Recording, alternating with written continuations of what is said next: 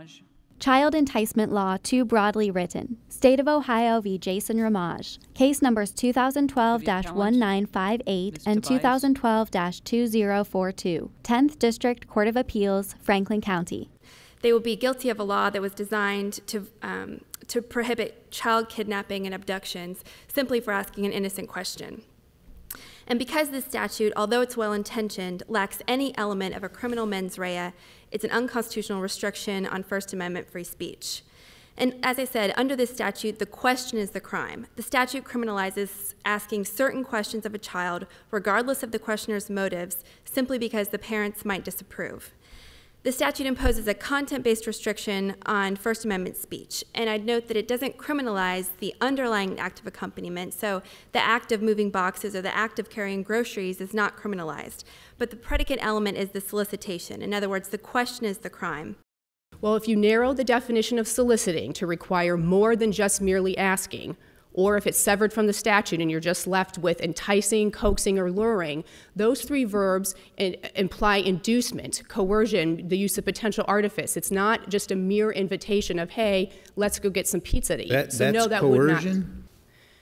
The government's interest in protecting children, if you require in the statute that the state prove an unlawful motive, makes it very hard for the state to then carry out the intent of the statute, which is to protect children. Because by the time, in many scenarios, that you would be able to prove that the person's motive was unlawful, it's because they then haven't committed a crime against the child. It basically makes you wait until the individual then has taken the child into their apartment and exploited them, sexually assaulted them, kidnapped them, done something. So the state's goal is to prevent this from the outset. One of the questions before was with regard to the revised statute, which went into effect in July. So the revised statute added a subsection C, which said that you can't solicit a child for an unlawful purpose, but A was left untouched.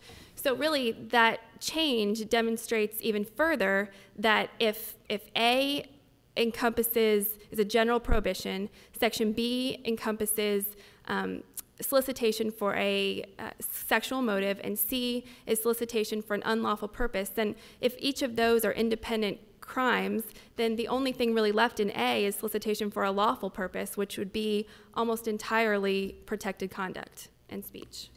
It's almost saying you can't do it for innocent purposes and you can't do it for unlawful purposes. That's right. That's so exactly right. It confuses things even further because it really reinforces that you can't ask a child to move a box for a quarter. That's correct. The Ohio Supreme Court ruled on March 6, 2014, that Ohio's child enticement statute is unconstitutional because it prohibits a significant amount of constitutionally protected activity. In the 5-2 decision, authored by Justice Judith Ann Lanzinger, the judgments of both the 10th District Court of Appeals and the trial court were upheld because the broad language of the statute can lead to criminal charges against a person in many innocent situations. Jason Romage of Columbus was charged with criminal child enticement in 2010. The complaint alleged that by offering money to a neighborhood child to carry some boxes to his apartment, he violated Revised Code 2905.05a. The law bars a person from knowingly soliciting, coaxing, enticing, or luring a child under the age of 14 to accompany the person in any manner without the permission of the parent or legal custodian. The law includes exceptions for law enforcement, medics, firefighters, and others. Even if the court narrowly defined the word solicit or severed it from the statute, the remaining language still encompasses a wide range of innocent and protected conduct.